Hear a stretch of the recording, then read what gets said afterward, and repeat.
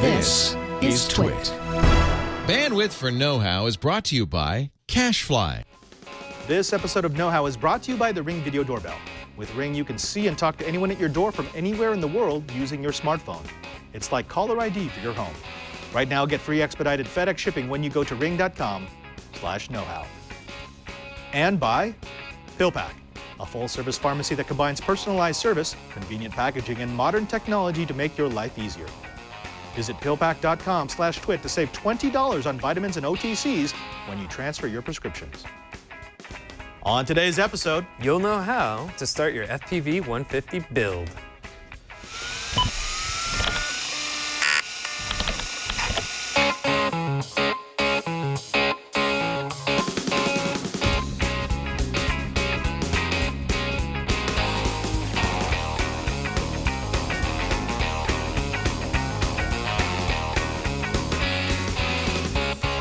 Welcome to Know-How. It's the Twitch show where we build, bend, break, and upgrade. I'm Father Robert Ballecer. I'm Bryan Burnett. And for the next 30 to 45 minutes, we're going to show you some of the projects that we've been geeking out with so you can take them home and geek out on your own. See, I didn't hear crane kick. Crane kick. I heard crank it, and I was like, I have no idea what that is. Like just hip-hop? cranky, yeah. Yes, you know, we try to mix it up here. That's kind of what we do. Oh, Bryan, we've been promising this build since the end of last year. Right when the FAA gave us the guidelines that you had to register your drone if it was over 250 grams. Right, and so what we did is we looked at it and we said, look, the guidelines are the guidelines. So responsible flying of your quadcopter, your multi-rotor, is going to be responsible flying regardless of whether or not you need to register it, right? So that means don't take it 400 feet above ground, more than 400 feet above ground level. Don't fly it over people, don't fly it over roadways, don't let it get out of line of sight. But you would not have to put your registration number on the craft if it weighed less than 250 grams. And that's what inspired you to make a FPV 150. An FPV 150. So the idea is to make a craft that has a decent amount of power, that is not crazy expensive, that does have FPV, so the ability to wear the goggles so you could see it out the front, and would be entirely under 250 grams, under the weight limit, and I think that's what we did. Okay, because that seems like a lot to try and fit into one small frame. It is, and you're going to find we're making trade-offs right and left on where we spend our weight. This build is going to come down to where can we shave grams, where can we get additional functionality out of something that we've already put onto the craft, and as you can see, this is one of our first semi-open-ended builds. Most of the builds give you exactly the parts that we want you to get, and then you put it together the way we tell you to. Yeah. We're going to give you more or less the way to construct the FPV 150, but as far as your flight controller, your radio, and how you set up the aggressiveness of your craft, that's going to be up to you. I'm really looking forward to this because when we were doing the 250 and the 450, those are fairly decent sized quads, and the power and the weight, power to weight ratio was great, and being able to control it was, it felt like a real quad. It was a big step up from our original Simas.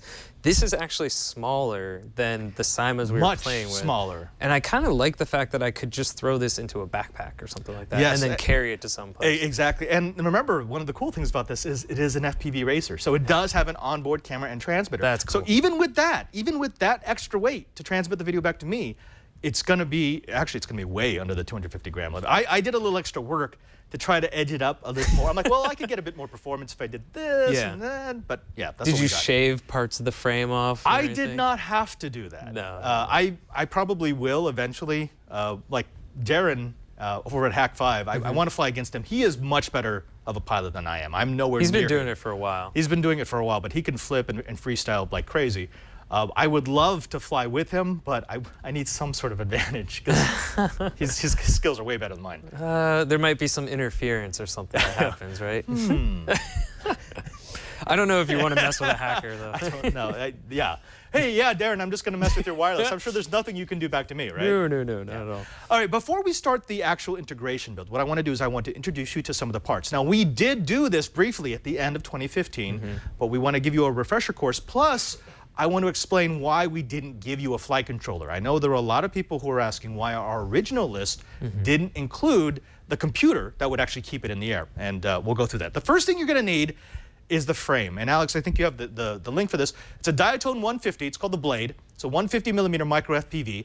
It costs $10, and this thing is incredibly light. It's 21.5 grams. They say it actually came out closer to about 24 grams once you added in the spacers and the screws that you need to make this thing work properly. I see.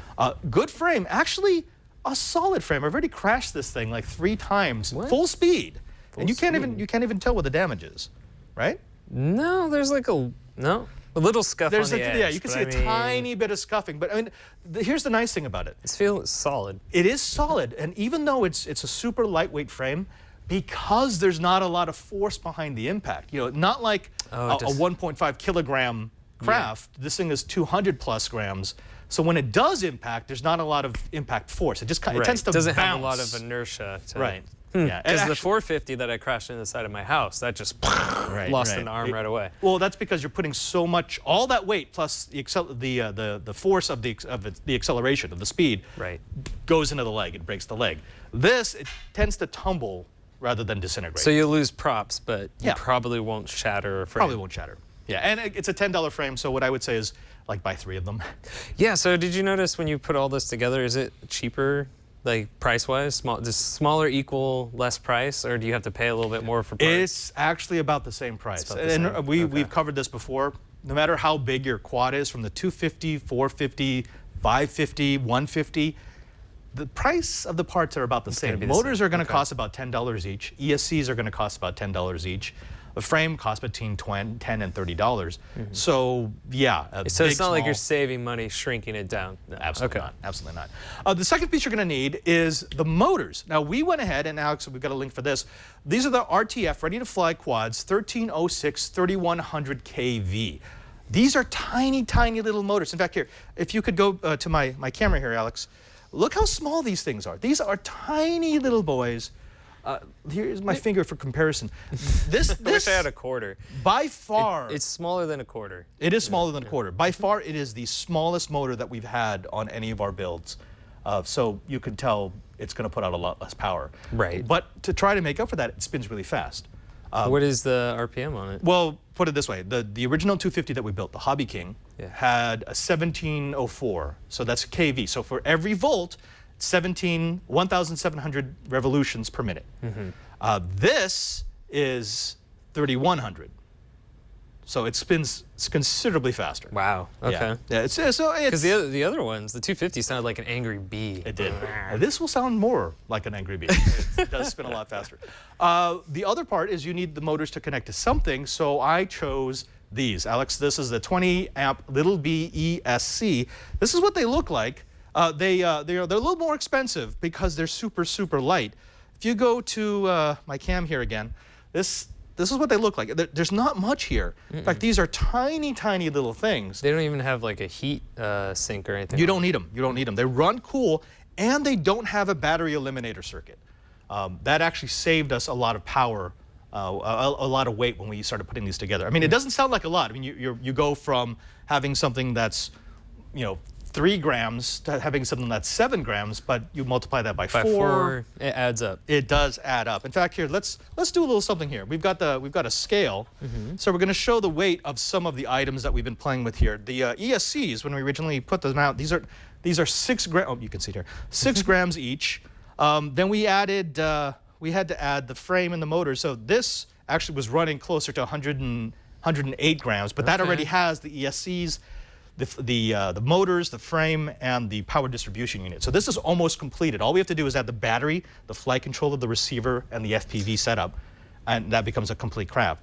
So we are dealing with really lightweight components. And so with the ESCs, the motors, we still have about a wiggle room of 142 grams. Right. A lot of that is going to be taken up by the battery, which we will talk about in a bit. But before we get to that, you are going to need a micro FPV racing transmitter, preferably 5.8. This is the one I would suggest. Again, this is from Ready to Fly Quads. This is a 40-channel, 200 milliamp transmitter. The nice thing about it is it's really, really, really light.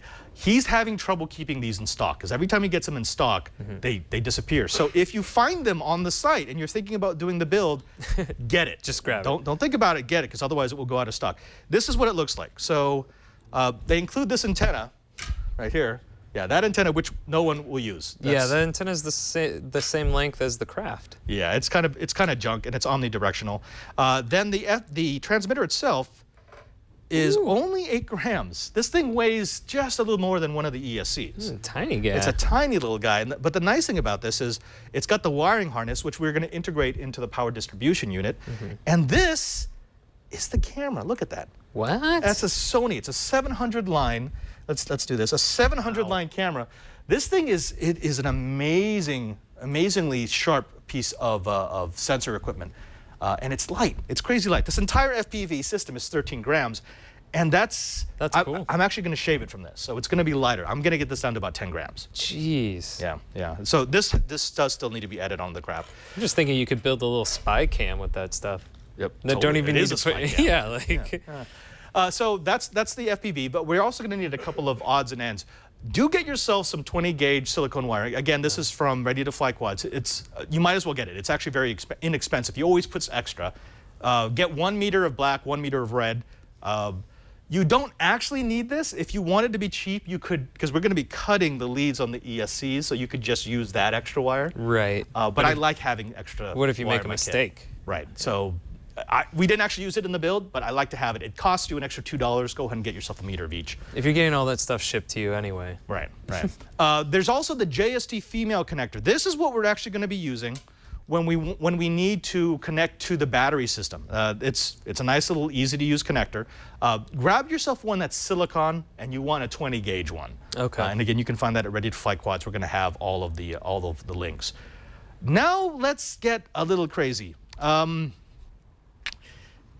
You need a flight controller, but you have to choose a flight controller that will work with your radio. Right. Okay, so like you have the original FlySky T6. Yep. That we used on the original build. That became yours. Yours does not support PPM. PPM does this. So this is a PPM racing controller. This is actually a Flip 32 Pro. And the nice thing about this is it's a single wire from the receiver out to the ESCs. Ooh. It really lightens the load. It makes it really easy to wire this thing up, and it's super high performance. I love these things, but this will not work with a PWM controller. So you have a PWM controller, you can't use that. What you would have to do is you'd have to use something like this, that's a KK. It weighs 3 grams more. It is larger. You're going to find more cables. It's a bit bulkier. You're probably going to add a total of about 12 grams to your build doing it that way, but you don't have another option because you're using a PWM receiver rather than a PPM receiver. And I think I'd rather get that and have a few more grams than buy a whole nother remote. Precisely. Like I'm using this. So this is my transmitter. Oh, you just happen to I just happen to have one lying around. This is my 9XD. It's a Tyrannus, a FreeSky. This is a beautiful radio system, a wonderful radio system. And I got this. So this is a receiver that does support PPM. So I can do one wire into my flight controller, into my ESCs. Okay, very nice. Very nice. But what I'm going to do, to be fair to everybody, I'm not going to use this on this build. Because you want to keep things even? I want to keep things even, and also because for the people out there who have invested money in the controllers that we've already suggested that they buy, right. I want to show them how they can. You actually can lighten this and make it work. Desolder some stuff off. Yeah, we're going to desolder the pins. We're going to lighten the load. We're going to really get crazy with how we do the cables. It's going to make everything very unserviceable, but it will make it light. All right. I guess that's a trade-off for this tiny little quad. Yeah, exactly. Also, you're going to need some props. These are tiny little props. These are 3x3 composite. What we're going to do later on in the show, we're going to show you how much thrust we can develop from these off of our little motor, because that's going to tell you what kind of thrust-to-weight ratio that we're going to get. Okay, cool. Yeah. One last bit. If you show them the link for the Arduino Nano, Alex, get one of these. I'm not going to tell you why you're going to need one of them yet. Yeah, why would you need one? But get one, because there's a wonderful thing that you can do with these ESCs if you use an Arduino Nano that is really going to help you when we get to the tuning of the craft. Okay. And it might be nice to have one if you're going to do the steampunk goggles. Yeah, precisely. And that's the nice thing about this. You get the Nano, and you can use it for what we're going to tell you how to use it for. in the future. Words not working.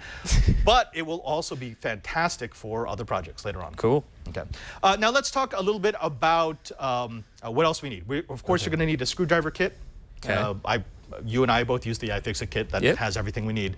Pliers, a snip set, a soldering kit, Loctite blue. Someone in the chat room kept saying Loctite will forever bond your parts together. If that's the case, you're using the wrong Loctite. That's Loctite red. That's Loctite red, yeah. We use Loctite blue all the time, and you can release it. In fact, whenever you've seen us disassemble parts and they have a little gunk on it, that's Loctite blue. So yeah, and you're definitely going to want to use it for all the vibrating parts. And I remember you had like a little chapstick Loctite blue, which that's was great. way more handy. So much better. Because I've had the liquid little tubes before, and it sometimes it gets separates everywhere, and stuff. and then when you're everywhere. storing it in between builds, it tends to run out and then get dried out. No, get the chapstick one. I don't have a link for it. We'll try to throw it into the doc. Okay. It works so much better. It's a lot easier to use. Cool. Okay. Next up, we're actually going to show you the first part of the integration. This is going to be a multi-part episode, multi-week episode, but we want to show you how to at least get everything mounted and soldered in so that you end up with something like this, ready for its flight controller. A cute little and guy. It's made in flight. Yeah. Yeah. It's a cute little guy. I like it. But before we do that, let's go ahead and thank the sponsor of this episode of Know How. And Bryan, it's one of my favorite.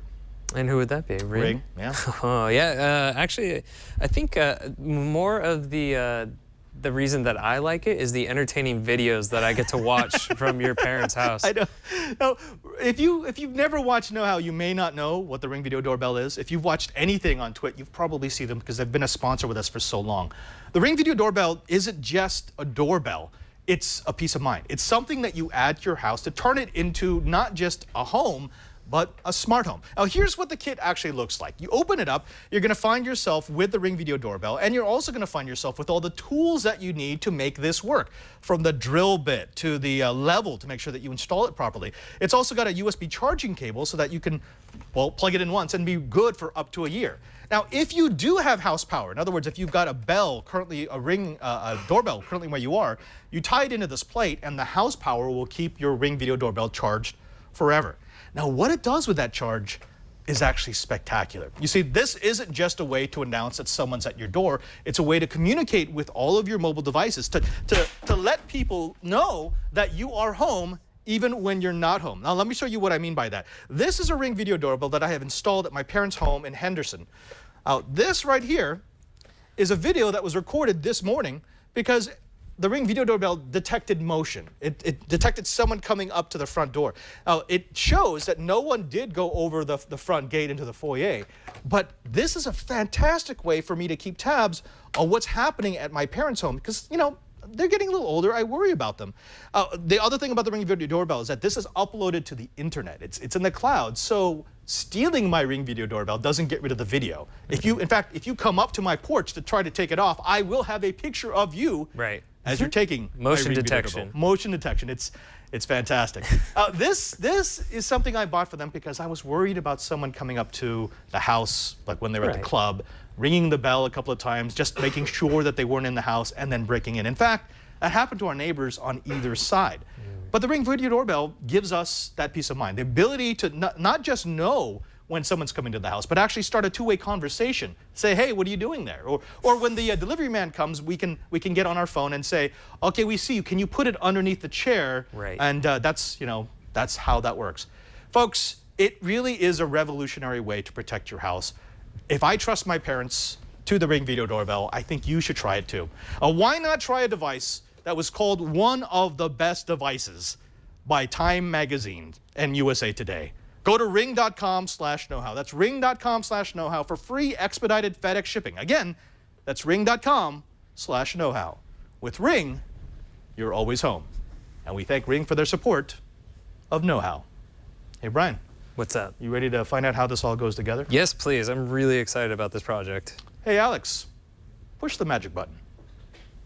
So, you want a quadcopter that doesn't need to be registered with the FAA, but still has the zip and kick of our Know How 250. Well, I think we can help you with that.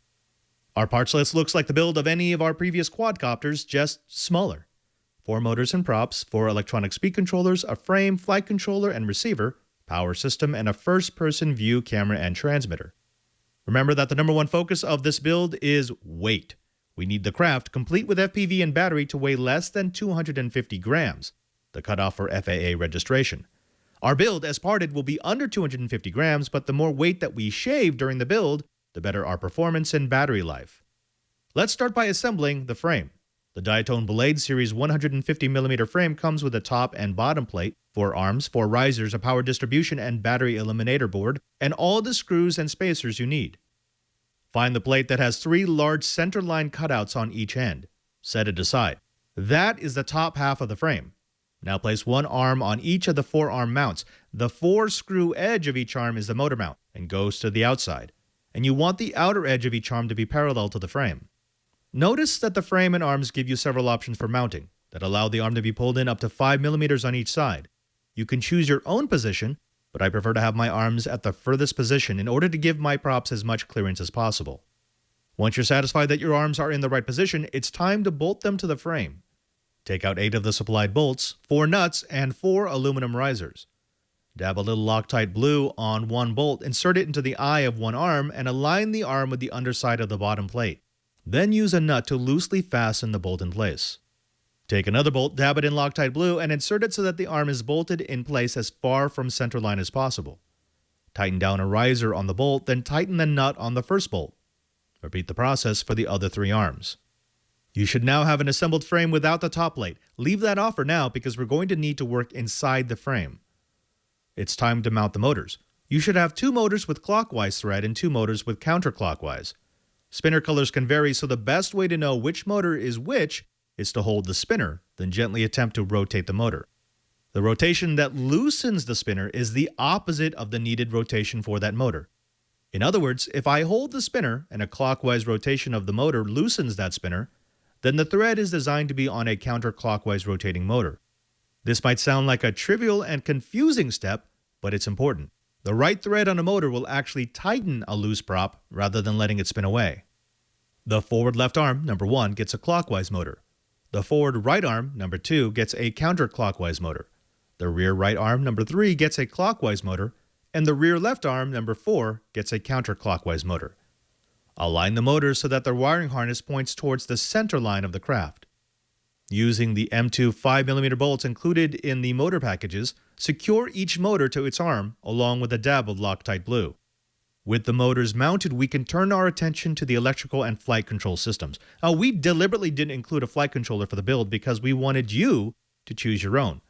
My personal preference would be for a Flip 32 racing controller, but it uses PPM input, and many radio systems don't support that. So instead, I'm mocking up the build with a mini KK. This is going to be an uncommon electrical build-out because we're going to get really aggressive with removing as much weight as possible. This means a minimum of wire in the build and no bullet connectors. This type of build is more difficult to service and maintain, but the weight savings mean more performance or flight time. One of the weight-saving measures we took during the purchasing portion of the project was to buy 20-amp little B ESCs that don't include battery eliminator circuits. This saved us 5 grams per ESC, but it also means that we'll need another way to power the avionics. Thankfully, our power distribution board has an integrated BEC. Take the Diatone power distribution board and break it out of its PCB molding. Down one side of the board you'll see all the positive soldering pads, and down the other are the negative. This is where the battery connector and ESCs will be soldered.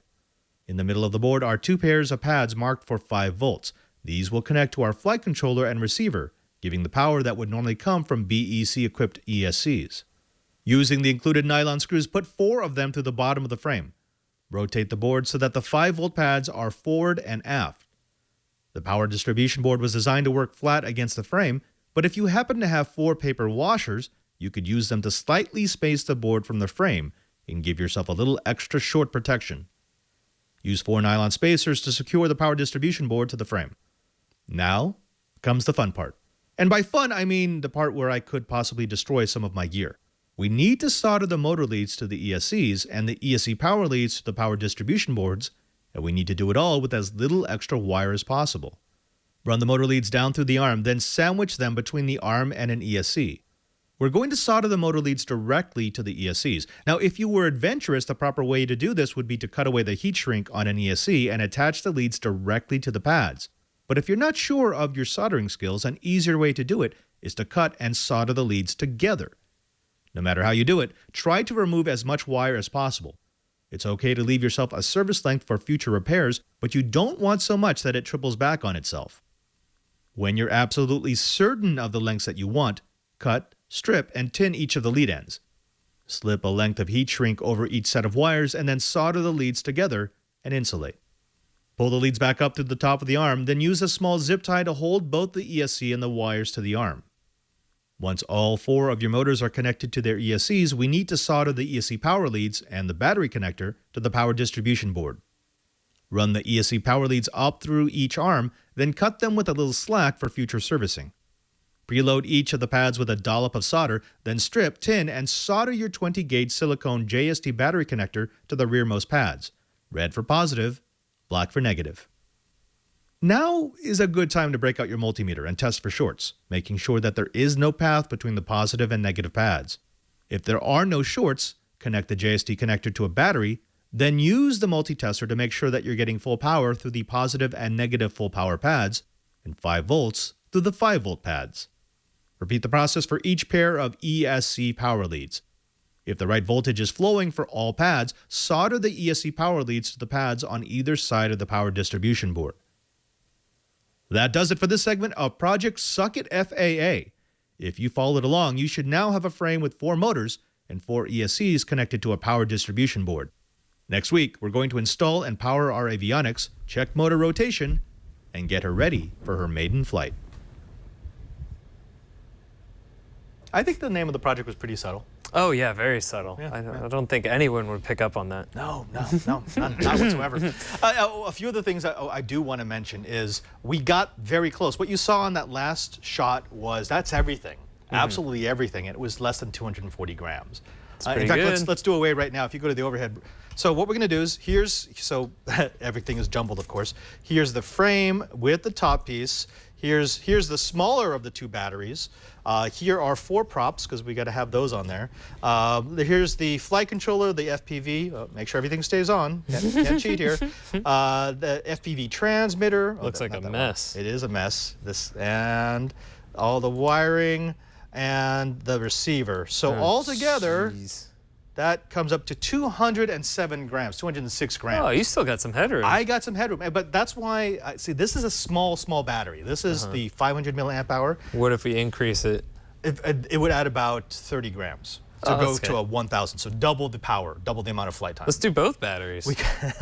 We almost could. Well, actually, what I'd like to do is, at this weight, at 206 grams, I can still put a GoPro session. Oh, I see. So you can record your footage. Nice high definition video.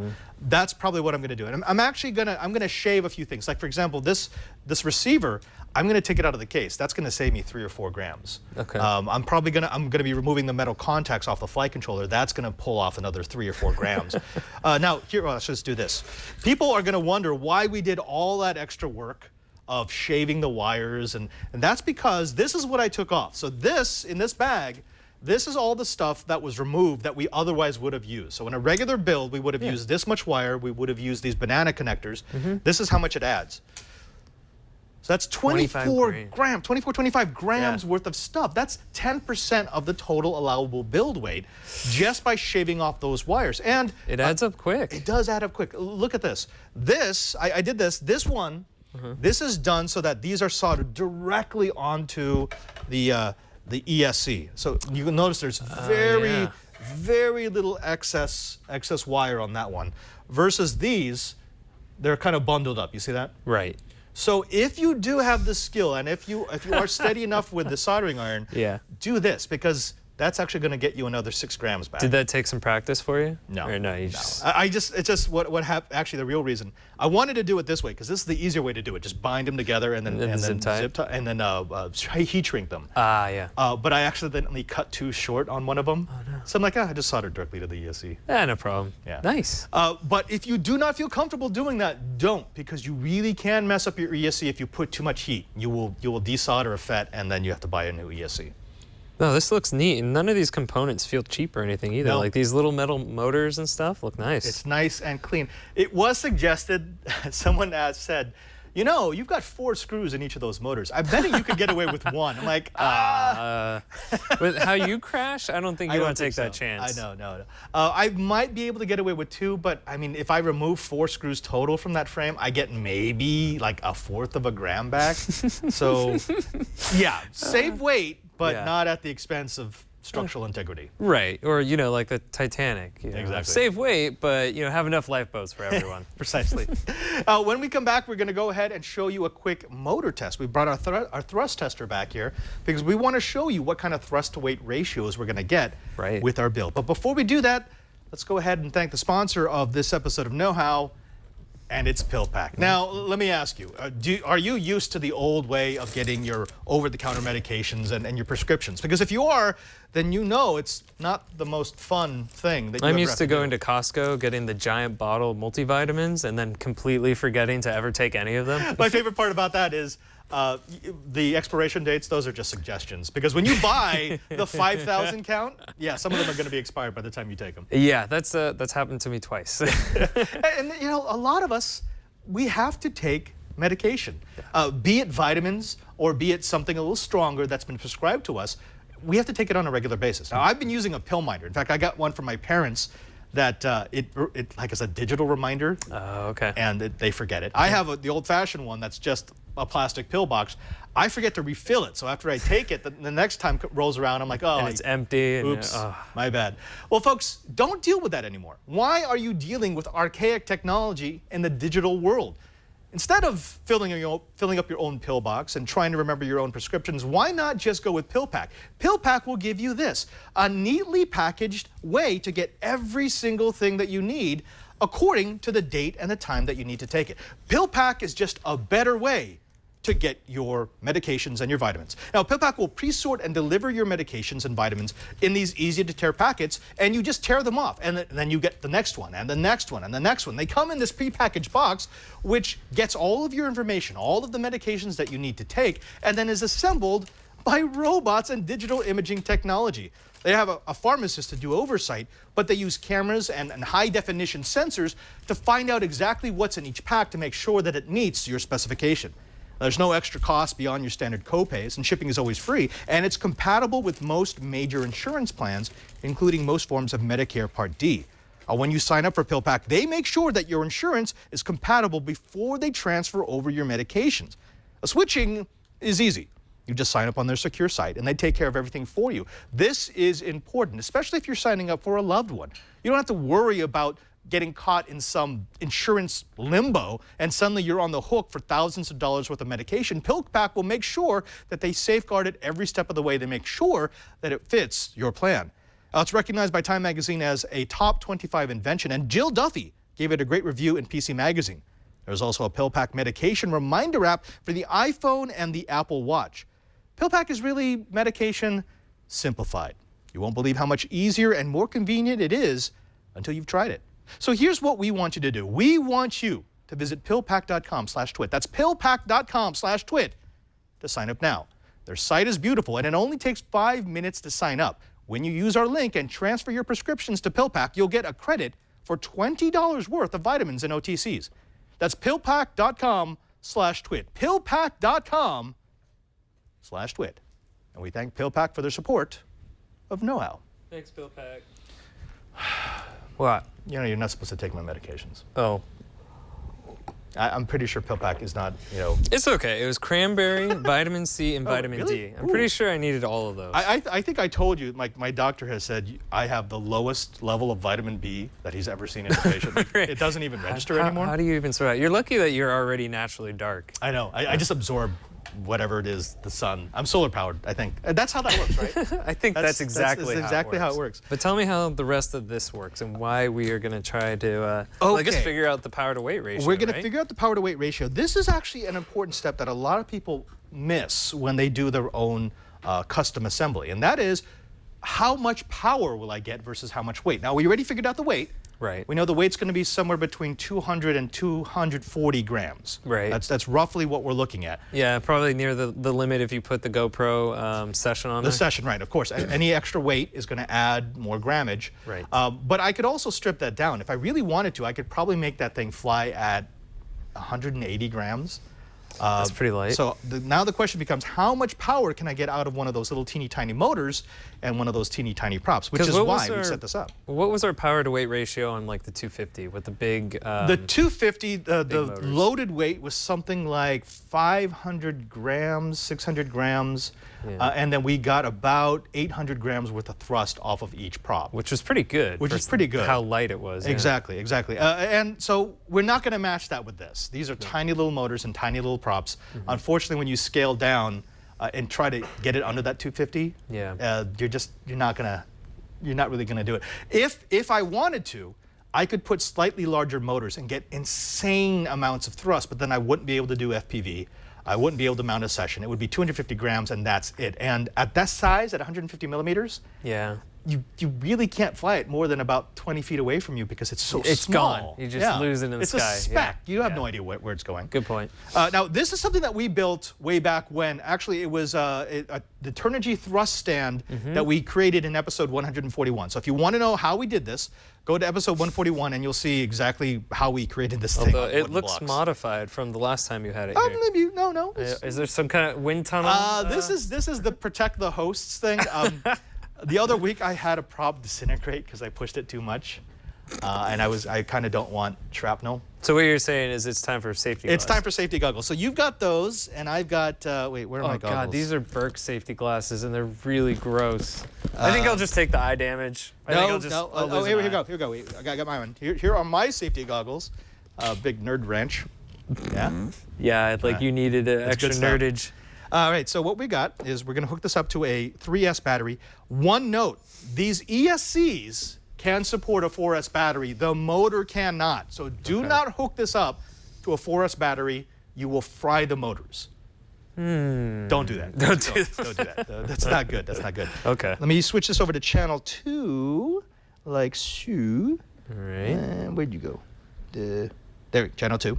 Okay, so this is going to show me the amount of static thrust that I can get off of this. Watch this counter. And this right down here, this tells me how much power I'm using. Here, let me see if I can do this.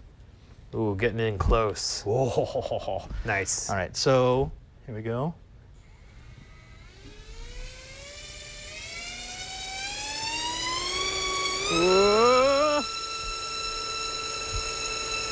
So we're at 72.2. 122.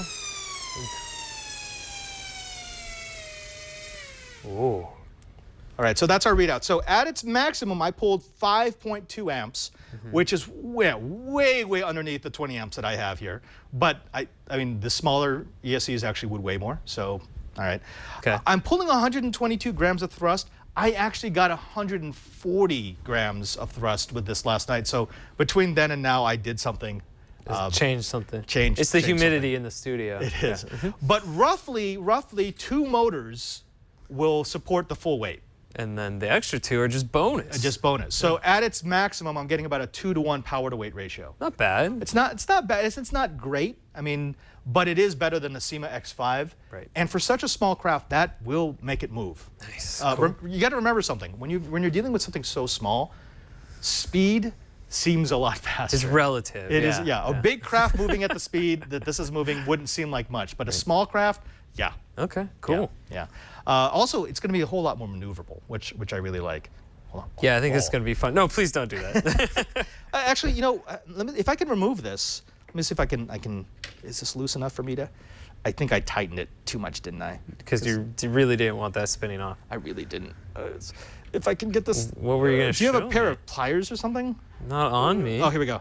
See? Oh. What I want to do is I'm going to switch this to the 2-bladed prop because people have wondered if I can actually get more thrust off of this than I do off of that other one. What do you think? What are your bets? I think you get more thrust off the 3. Well, we'll find out. Here we go. So this is a slightly more aggressive prop, but it's 2 blades. Let's find out what's going to happen. Okay. Okay. So let's tear this out and hook up my battery. Yeah, almost working. Mine's on the 3 as well. But we'll see. Turnigy. I feel like Padre has something up his sleeve. No, this is the first time I've tested this. Tested it out? Okay, so the first time definitely put the goggles Get your goggles back on. This actually really could fly apart. Here we go. Do you want me to hold the camera? Yeah. Oh, you got it. You got it. Okay, here we go.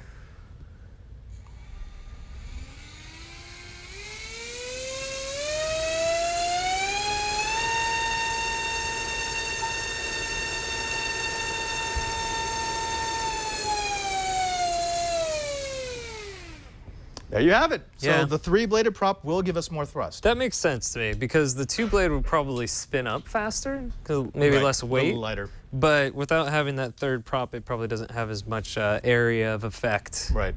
I will say, on larger motors, I've often been able to get more thrust off of a 2-blade that's more aggressive than the 3-blade. Okay. But in this particular case, yeah, you're going to want to get the 3 blades. Yeah, you're not working with a lot of surface area there. You really aren't. Yeah. It's a tiny, we are used to working with 6 to 8-inch props.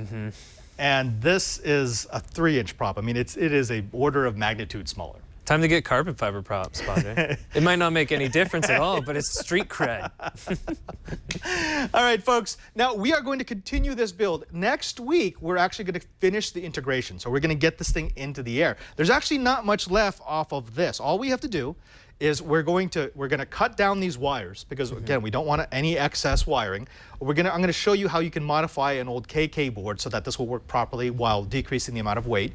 We're going to put the props on. Actually, before we put the props on, we have to check motor rotation. I know there's some of you eagle eyes out there who noticed that we soldered it down. And remember, one of the last steps we always do is we check motor rotation. Yeah. And you have to swap wires. Ooh. And I know there's some of you going, I don't want to have to cut my wires open because it's rotating the wrong way. Solder them, yeah. You don't have to. This is that where the Arduino comes in? That's where the Arduino Knew comes it. in. Oh, how about that? So we're going to show you something new next week, how to change motor rotation without actually flipping the wiring. Sweet. That only works on some ESCs though. That's why we got these. Cool.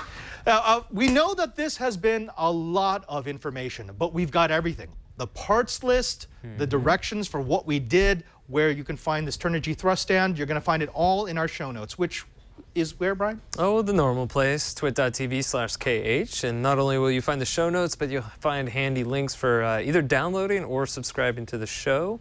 But that is not the only place you can find our stuff. No, you can find us on the Googles. That's right, the on the Googles Google pluses. yeah. The pluses. Just go to Google Plus, look for the group Know How. It's actually, we're almost 10,000 members now. It is a great place to post projects. If you've got pictures and videos of what you've done and you want to share it with others, you get a lot of encouragement. It's a place to put articles about news that might be relevant to DIYers and makers. It's also a really good place to ask questions. If you have a problem, take advantage of the experience of the almost 10,000 strong know-it-alls. Yeah, definitely. And if you're following along with one of these projects and you have a question that we didn't answer, somebody on there is probably going to be able to do it. Yeah. Also, don't forget that you can find us on our YouTube channel. That's youtube.com/knowhow. Folks, this is important now. You need to subscribe because we're going to be doing addendum videos to what we do here. We know that not always can we show you everything. So, for example, on Sunday, I'm releasing, actually, this is a pre-record, so I can't talk about that. But eventually, you're going to start to see content that you won't see in the show. And again, youtube.com/knowhow. But that's not the only place to find us. I should probably subscribe to our YouTube then. Probably keep track of it. No, that's not the only place you can find us. If you want to keep track of what we're doing outside of the show or what upcoming projects we might be having, you'll definitely want to go over to Twitter and follow me at cranky_hippo. And you can follow me at PadreSJ. And you can find our director, Hal. You can find out whether or not he will survive this cold that he's been having. Yeah. So. At ANELF3. Excuse me, Padre. Oh, yeah? That's Alex. Alex. Does not sound like Alex. I probably would have noticed Alex. We've been Is that Kevin back there? Yeah. Yeah. Steve. It's He's more like Steve. Steve. No, it's me. I just Steve. just a little, Ugh. He's got the sexy phlegm going on. Ooh, yeah. Until next time, I'm Father Robert Ballecer. And I'm Bryan Burnett. And now that you know how. Go build it. Vroom, vroom. Vroom, vroom, vroom. Yeah, do you like that still? I do. It's a really good song.